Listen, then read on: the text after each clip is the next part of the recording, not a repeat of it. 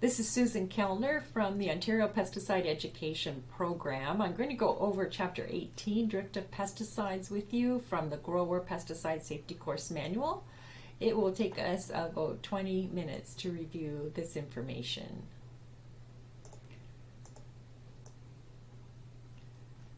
What will I learn? By the end of this lesson, you will be able to define drift, describe how nozzles and spray droplets affect drift, list ways to manage drift considering equipment, environmental conditions, and the pesticide. Drift.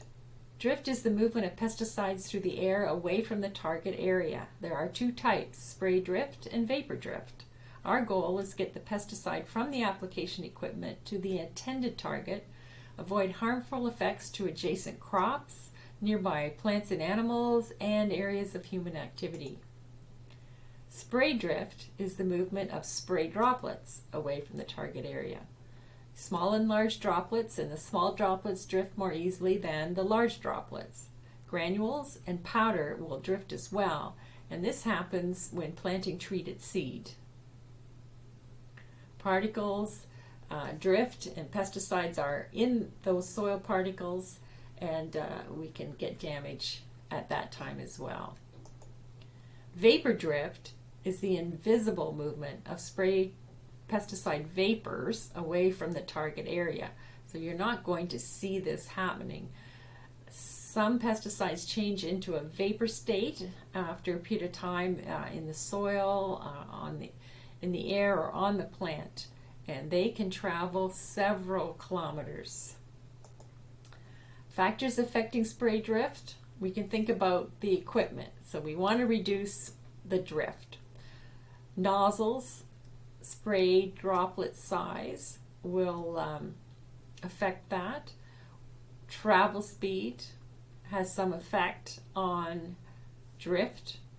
Your spray pressure, the nozzle to target distance, and there are some specialized equipment that is available for you to use to prevent drift as well.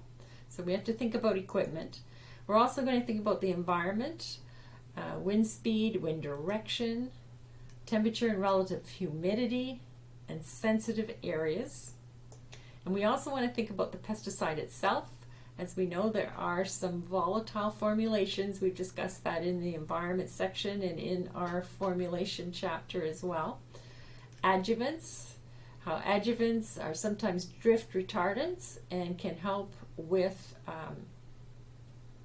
preventing drift, but again, adjuvants must be on the label and added according to the label recommendations, and warnings on the label regarding what to do to prevent drift, and so we need to be aware of those warnings and follow them as well. So let's dive into each of these topics a little bit deeper.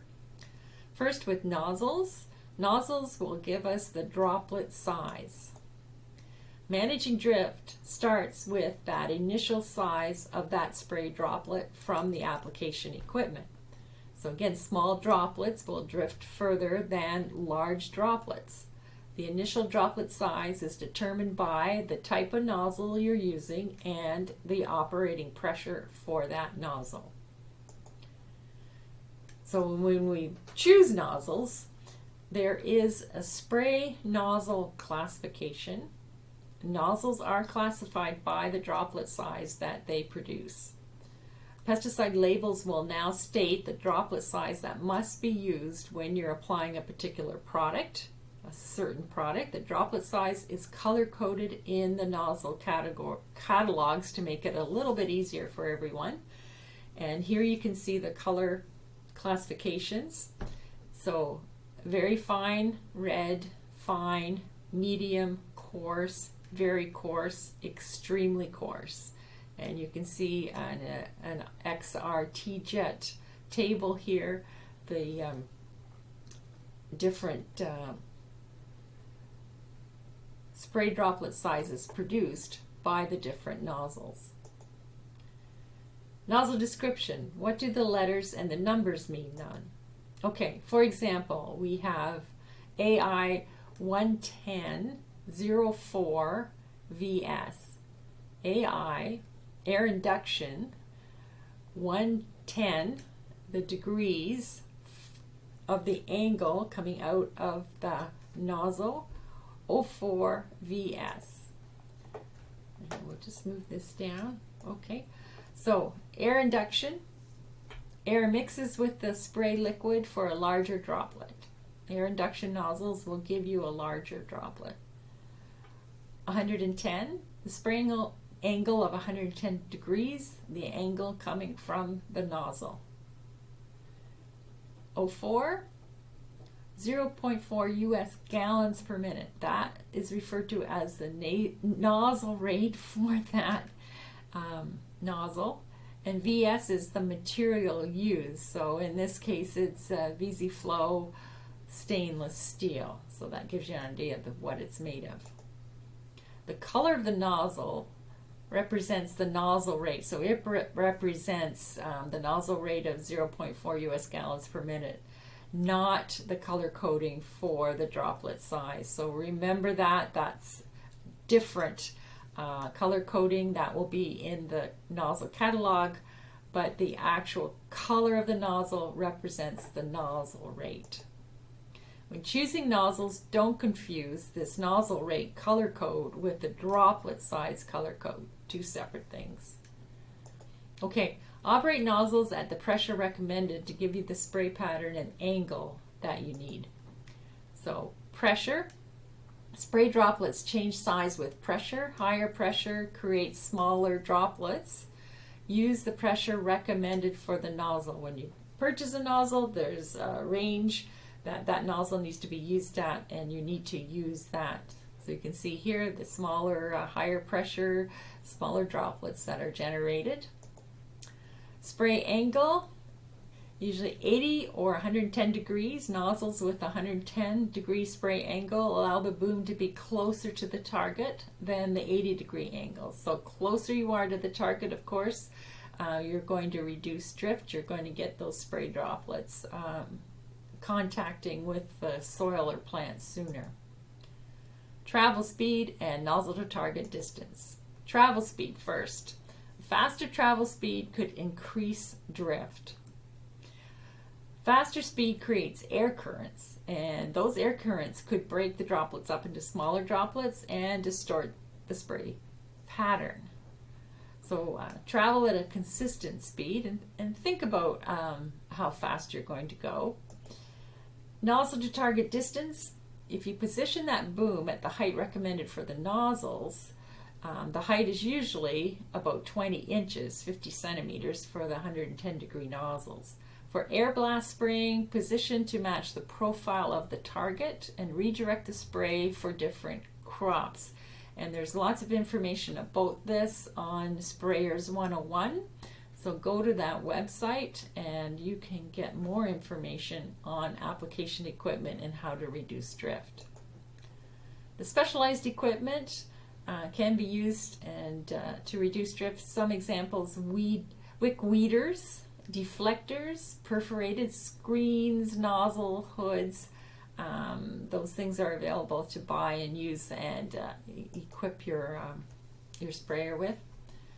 I must mention planting treated seed. So the soil particles, they become contaminated with pesticides when planting treated seed with vacuum planters in particular. So you want to adjust your planter by mounting the air intakes for the vacuum up high and out of the way so that the field dust does not enter the planter system. Okay, so think about planting treated seed and that soil particles can be contaminated with pesticides, and they can move as well with wind, especially vacuum planters when there's more wind, air movement with those types of planters. Drifted pesticides, wind speed. Apply when wind speeds are light to moderate, between 2 to 10 kilometers per hour, 2 to 6 miles per hour.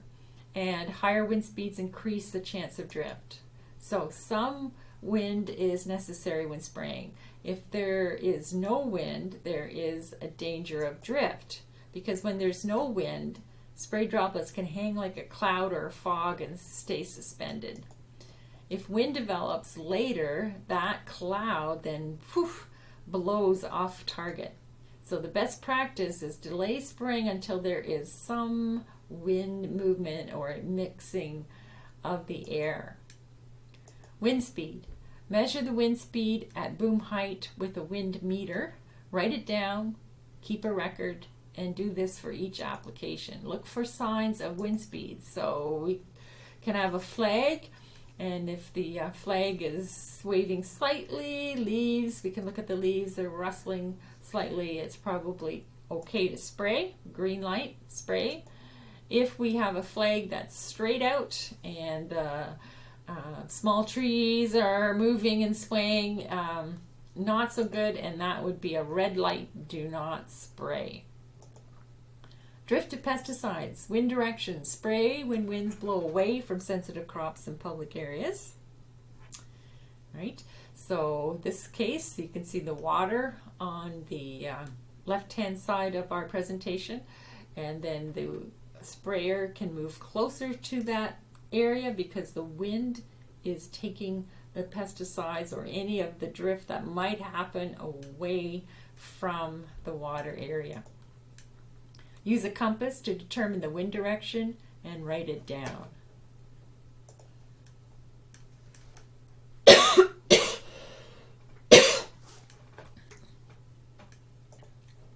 Feel the wind in your face and then point the compass into the wind and take a reading.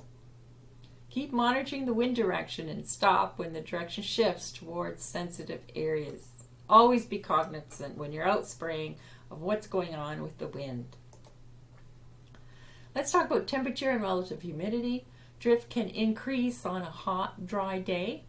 So temperature is high, relative humidity is low. On hot, dry days, the spray droplets will evaporate more quickly and become smaller. So spray when the relative humidity is above 70% is ideal. We're going to talk a little bit about surface inversions or temperature inversions, and they can cause drift, and drift can happen several hours after application.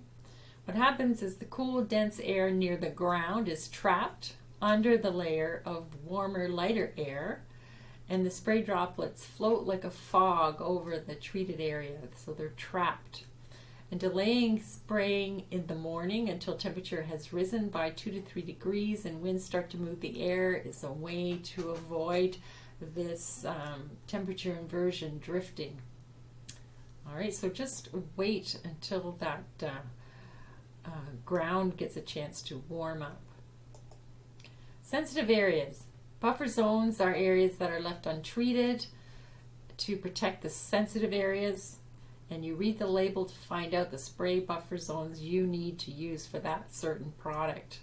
So we've been terrestrial habitats, woodlots, pastures, shelter belts, or it may say freshwater habitats, which would be a lake, river, pond, or marsh. And in the label, when I say the label, will recommend a certain setback or spray drift buffer zone you need to follow. Spray drift awareness zones. So think about your farm. On a map of your farm, you might want to identify sensitive areas within an area of 1 kilometer of the area that you plan to spray. And no, droplets could even move beyond that 1 kilometer zone. But think ahead, see where you will be applying the pesticide and what is in that 1 kilometer radius around that area.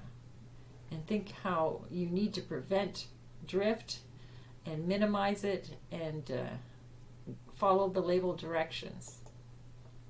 Know the characteristics of the pesticide.